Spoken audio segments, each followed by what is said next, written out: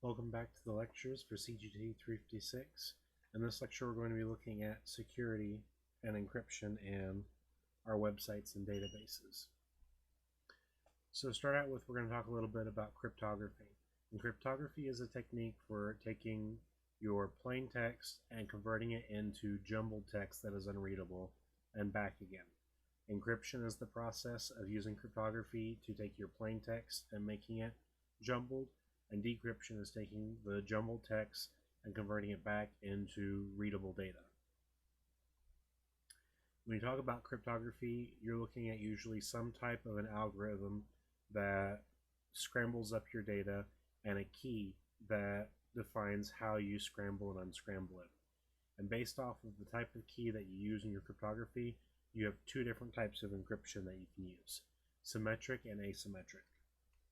Symmetric encryption is when you have one single key that is used for both the encryption and the decryption of the data.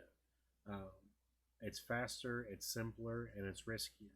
You have the one key that you only have to worry about maintaining, but you also have to have, whenever you want to encrypt or decrypt data, both you and your end user have to have a copy of that key.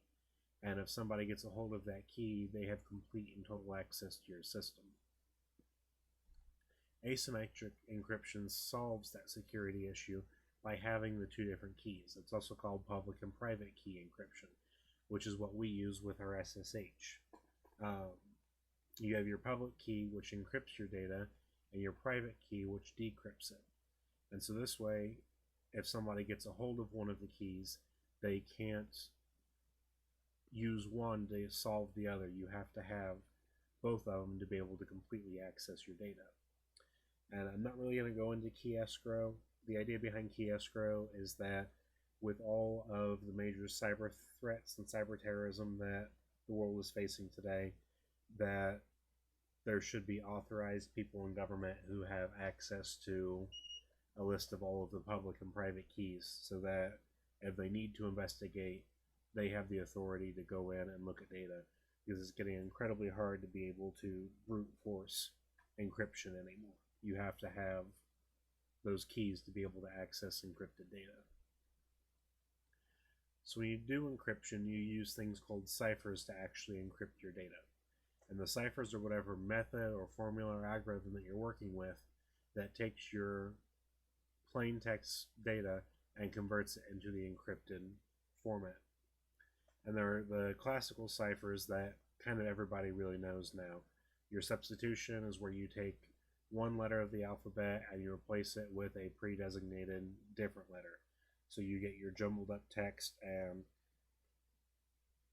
replace all of the A's with E's and D's with F's to get your full message. And then transposition is where you take the characters of your message and rearrange them.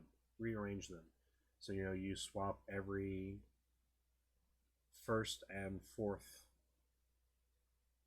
character in your data, every second and sixth, and so on, and you rearrange all of the characters in your data in a pre-specified manner to encrypt your data. And those are both very weak and can be broken manually even. They're very easy to get through. Modern ciphers are much more complex and rely on very complex, in-depth algorithms to encrypt your data. When you have your data encrypted, one of the things you can do is use something called message digests or hashes, and you use that to verify the integrity of your data. So this is a one-way encryption. You don't decrypt it after you're done.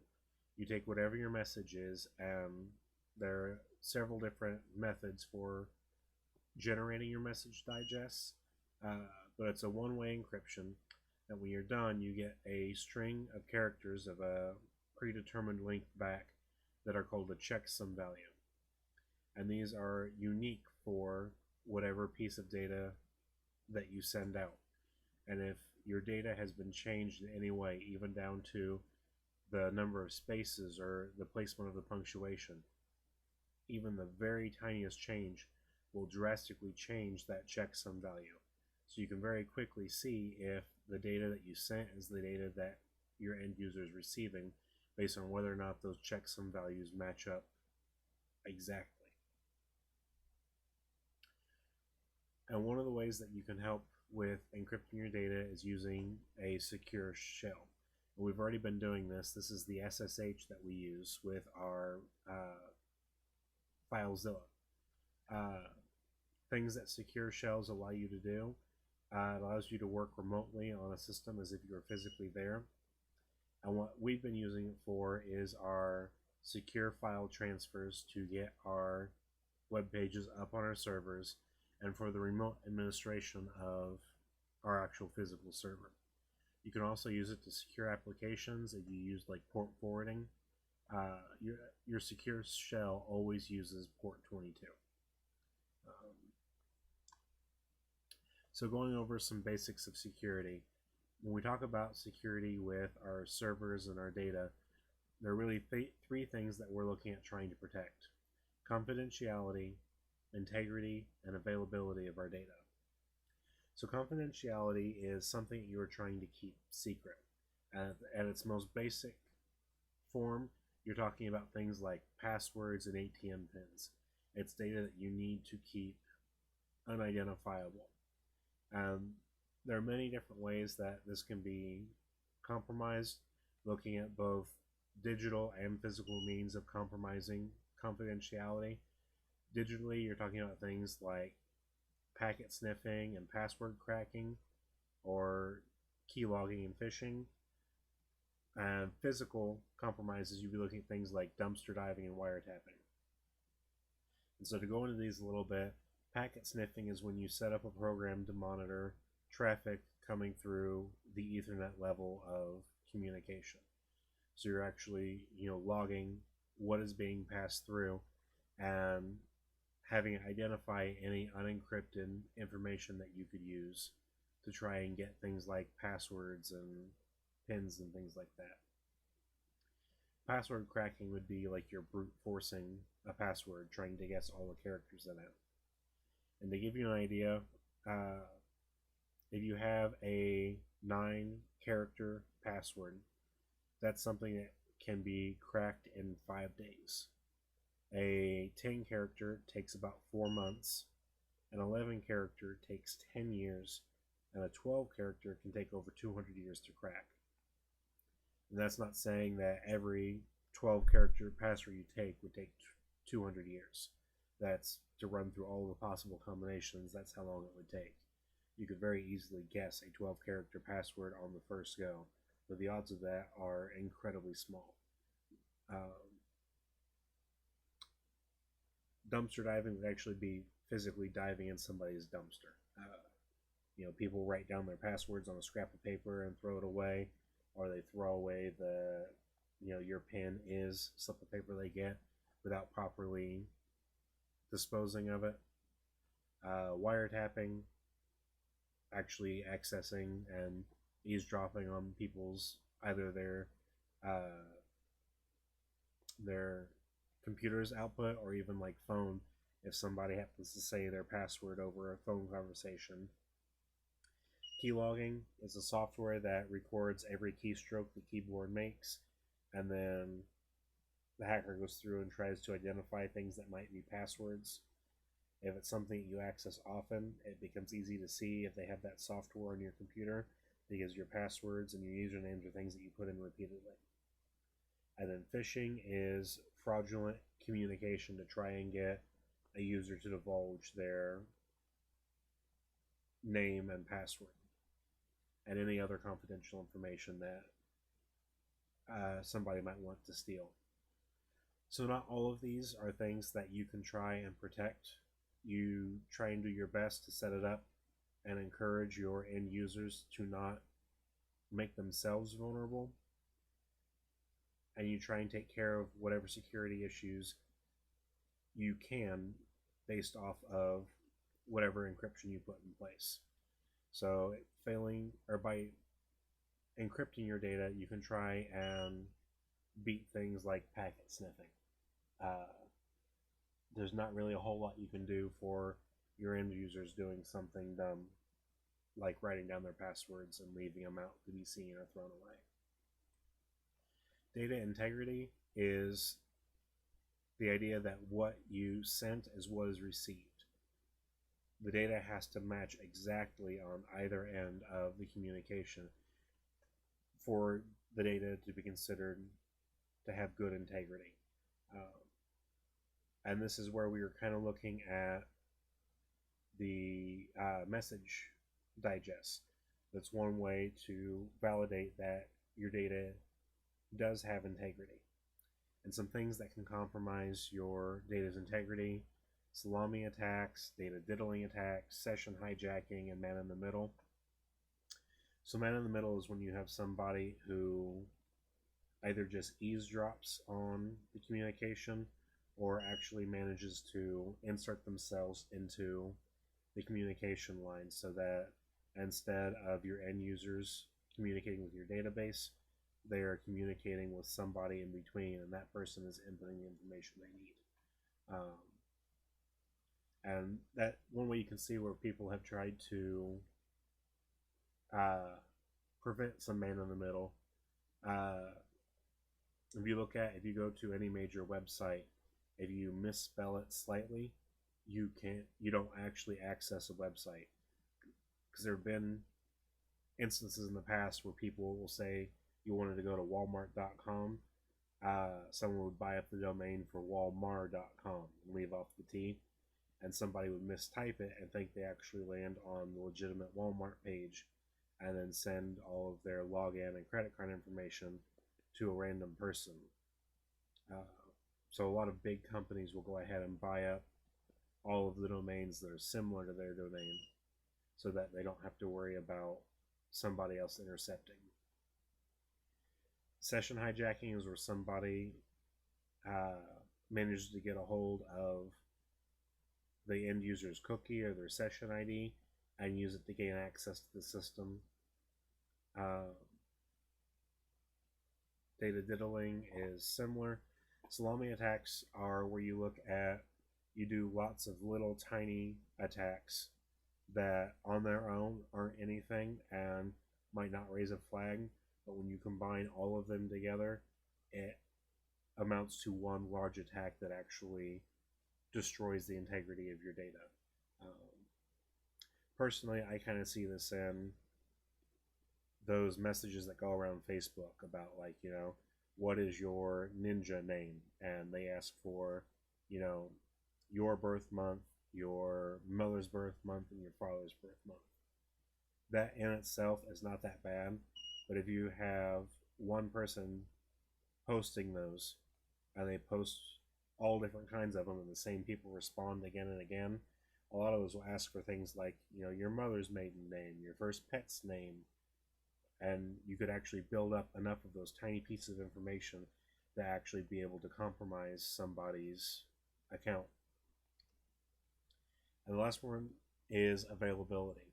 So availability is that whoever your authorized end parties are, they can access whatever information they want whenever they require to do so.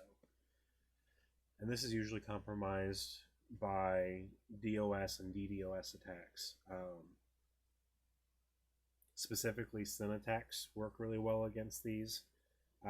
Sending a whole bunch of false requests and hitting somebody's server and sending enough of them that it overwhelms the server and causes it to go down. Physical attacks on a server would also do it. So, cutting power to whatever building the server was housed on. You can try to account for DOS attacks. You can't, it's not really up to you to try and prevent physical attacks on the server. And physical attacks would be more like terrorist things. It's not something you would have to worry about with the things that we do here in class.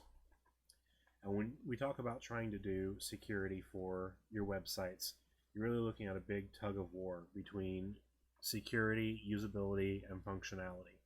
And it's really trying to find the correct level of security to where your user's information is being protected and is available, without sacrificing too much of the usability and functionality. So as the website designer, you really want your site to be functional. You need to convey whatever information you need to convey, or need it to perform exactly as you specify it needs to perform. Your end user is all about the usability and ease of use. They will take some functionality problems as long as it's easy and convenient for them to access the system. And by adding more and more security to the system, you are causing more overhead for your end user and decreasing their ease of use. Things like two-factor authentication, that's just an extra step the user has to take to be able to access your data. So if you do too much security and you put too many workarounds and steps they have to take to get to it, your end user isn't going to use it because it's become too much of a hassle for them. And same thing, every layer of security you add adds more processing that the system needs to be able to achieve that level of security, and it decreases the amount of processing power it has to function correctly. So it can start slowing your system down if you add in way too much security. So we're going to look at the 3 A's of security. That's authentication, authorization, and accounting. And whenever we look at trying to set up security for our sites, these are the 3 things that you do every time you do any type of security check. So authentication is verifying the identity of the user. You want to make sure that the person who is accessing the data is someone who's allowed to access that data, and that you know for sure that they have the correct identity and somebody hasn't tried to access your system. And the 3 ways you do that, the easiest way to look at it as something you know, something you have, and something you are. So something you know at its basic form is passwords. It's information that your end user has that they use to access it. Something you have, these are your two-factor authentication. So when we talked about the new Duo and Boiler Key, you have to have either your phone or the Boiler Key tag, a physical thing you have to have on you to be able to access the website. And so you combine that with the something you know, your password, or in Duo's case, your 4-digit PIN and push. Those together provide a much deeper level of authentication to protect your user's data. And then something you are is getting into biometrics, and that's things like fingerprint readers on your phone. Like I can log into my bank on my phone just by using my fingerprint. It doesn't require both a password and a fingerprint. It'll take either or, but it has that additional security override. Fingerprint, retinal scanner, identifying by your face. It's using your physical person to be able to unlock and access your data. There is a thing to think about called risk-based authentication, and you can kind of see this as things outside of your normal use. So the easy example to think of would be you log into your bank from your home all the time. So your bank records and knows that this is the normal IP address associated with you accessing your bank account. And then say you go traveling overseas and you access your bank from there. Your bank will recognize that you are not at your normal address and consider it a potential attack on the system. And so it'll roll out additional measures to try and verify your identity. So this would be where they would do things like one-time passwords. One-time passwords are a good example of additional authentication that you can do to ensure that the right person is actually accessing the data. Authorization is ensuring that once you've identified that the person is allowed to access your system, you are recognizing exactly what that person is allowed to access. So you don't want your end users to be able to add and drop whoever they want to from your server. That should be something that's reserved for only staff who run your server. And the easiest way to do that is they use something called an access control matrix because it provides a very clear representation, and it's really just another table. It gives you a list of all of your different levels of security, and then a list of all your different users down the other axis, and it checks off who is allowed to have access to what level of security. So your end user can only view your end pages and create their own accounts or manage their own personal accounts. And then you could have somebody who's allowed to edit pages but not add or remove them from your website, and so on. You can have those different layers of security. And the access control matrix makes it really easy to see who all has access to what levels. And then the final A is accounting. And accounting is just to make sure you have a clear record of all of the important activities and events that happen on your server, your database.